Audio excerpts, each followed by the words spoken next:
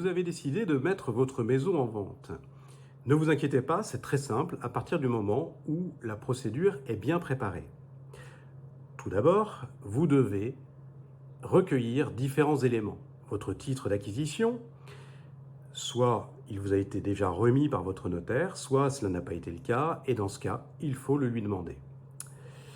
Vous devez également faire réaliser différents diagnostics.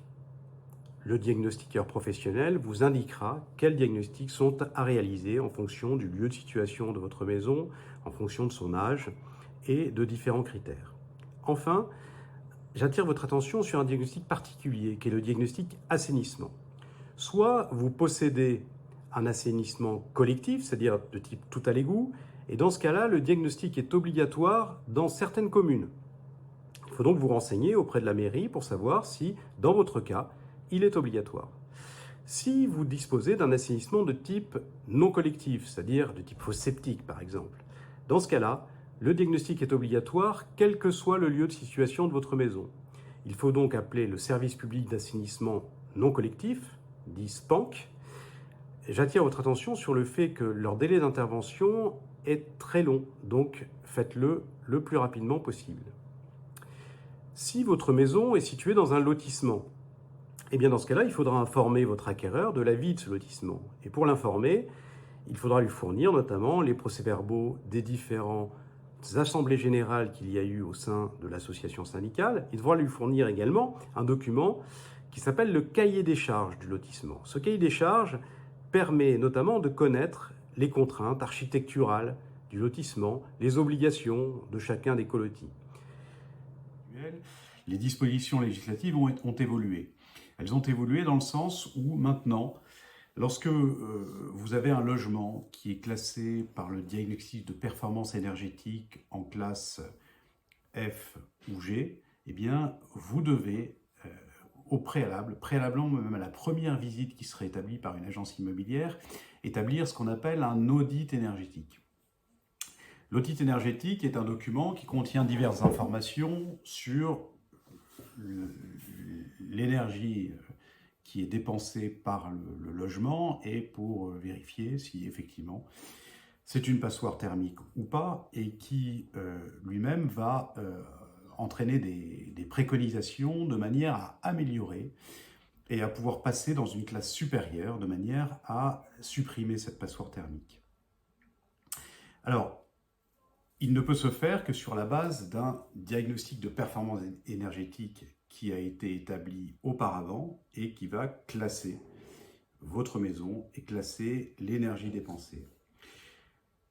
Ce diagnostic, si jamais il a été établi avant 2021, pour être plus précis, entre le 1er janvier 2018 et le 30 juin 2021, est toujours valable à l'heure où je vous parle. Cependant, la manière dont étaient faits les diagnostics à cette époque n'est pas exactement identique à la manière dont ils sont faits actuellement. Je vous recommande donc chaudement d'en faire établir un nouveau, pour deux raisons.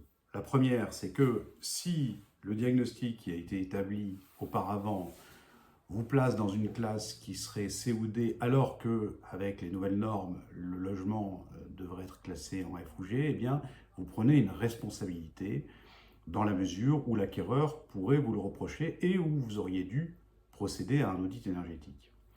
La deuxième, c'est que si jamais l'ancien diagnostic vous classe de manière dans une catégorie qui soit F ou G, alors que finalement vous devriez être classé en E ou dans une classe supérieure, eh bien vous n'avez pas à réaliser cet audit énergétique.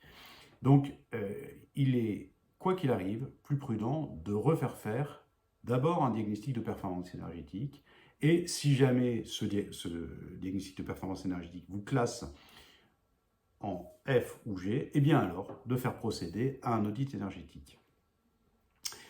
Une fois que l'on sait avec certitude que l'on doit procéder à un audit énergétique, eh bien il faut sélectionner l'entreprise qui va réaliser cet audit énergétique.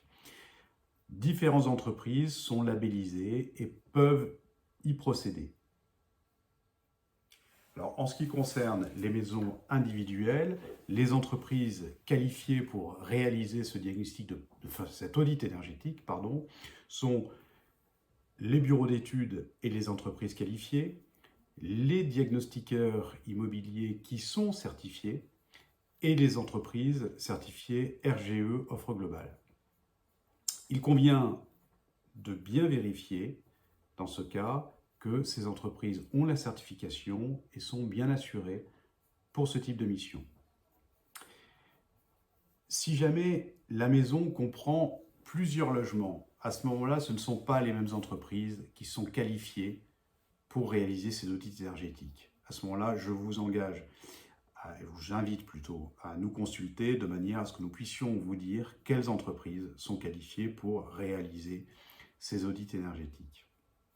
Je vous préconise particulièrement de prendre le taureau par les cornes et de le faire très rapidement, dès que vous avez l'intention de mettre la maison en vente, et même si vous pouviez auparavant, puisque aujourd'hui, les tarifs sont importants pour réaliser cet audit énergétique, premièrement, et deuxièmement, les délais sont excessivement longs, puisque bon nombre de professionnels ne sont pas encore préparés à ce changement de disposition législative.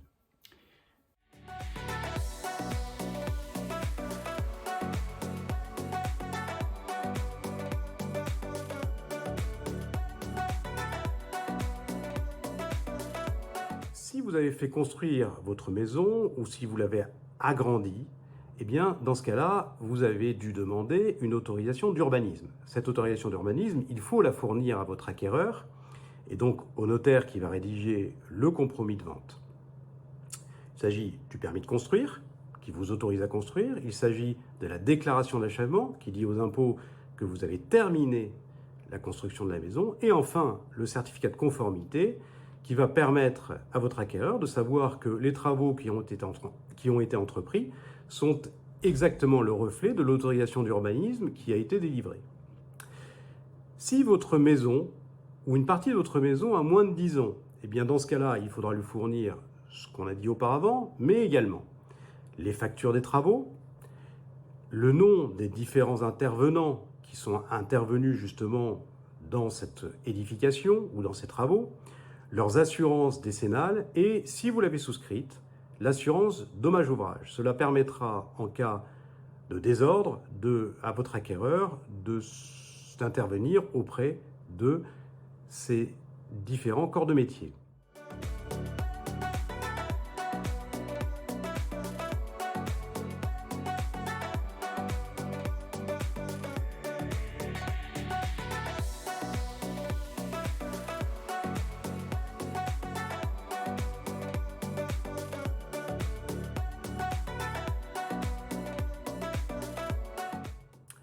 En ce qui concerne l'estimation, eh bien, l'estimation, il faut qu'elle soit le reflet de la valeur du bien.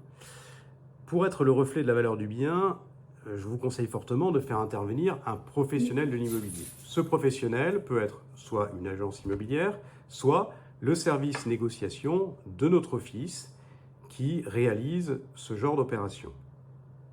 Cela permettra de connaître la valeur de votre maison en fonction du marché actuel. La mise en vente elle-même. Eh bien, la mise en vente, elle peut intervenir soit par l'intermédiaire d'un professionnel de l'immobilier, soit vous pouvez le faire de particulier à particulier. Si vous faites intervenir un professionnel, que ce soit un agent immobilier ou le service négociation de l'étude, il vous fera signer un mandat. Ce mandat peut être de deux ordres. Soit c'est un mandat exclusif, et attention, c'est un point de vigilance, un mandat exclusif vous interdit de vendre le bien par un autre professionnel ou par vous-même. Il est donc engageant, le mandat doit donc faire l'objet d'un examen méticuleux. Soit c'est un mandat simple, et dans ce cas-là, c'est beaucoup moins rigide, cela vous permet éventuellement de vendre, vous, de particulier à particulier, ou de vendre par une autre agence, si par hasard, elle vous trouve un acquéreur qui vous semble plus intéressant. Si vous avez décidé de traiter directement de particulier à particulier, j'attire votre attention sur deux points de vigilance importants. Le premier est de vérifier la solvabilité de votre acquéreur. Pour cela, il suffit de lui demander de vous produire une simulation établie par la banque, notamment du montant qu'il peut emprunter, et ça lui permet également de connaître le taux et la durée de l'emprunt. Ce n'est pas une garantie de bonne fin, mais c'est déjà une première approche. Enfin, avertissez-le qu'il devra verser un dépôt de garantie d'un montant de 5% du montant du prix de vente au moment de la signature du compromis chez le notaire. Cela vous garantit, vous, de ne pas tomber sur un acquéreur farfelu qui veut juste vivre le grand frisson de la signature d'un compromis. Enfin, dernier aspect, mais pas des moindres, l'aspect fiscal. L'aspect fiscal, si jamais votre maison n'est pas votre résidence principale, eh bien, vous risquez d'avoir des plus-values à payer. Pour cela, je vous conseille de nous consulter de manière à ce que nous fassions une préétude du montant exact qui sera prélevé par les impôts le jour de la signature de l'acte. Je vous invite également à consulter votre banquier pour connaître le montant restant dû sur l'emprunt, ainsi que les pénalités de remboursement anticipé que vous pourriez devoir. Cela vous permettra de connaître exactement le montant net que vous allez toucher après la signature de l'acte. Je vous remercie beaucoup de nous avoir suivis. Dans un tuto numéro 2, nous examinerons la phase qui doit intervenir entre la signature du compromis et l'acte de vente, c'est-à-dire ce que chacune des parties doit réaliser. Quand j'entends chacune des parties, c'est-à-dire vendeur, acquéreur, agent immobilier, notaire, banquier. Merci beaucoup, à bientôt.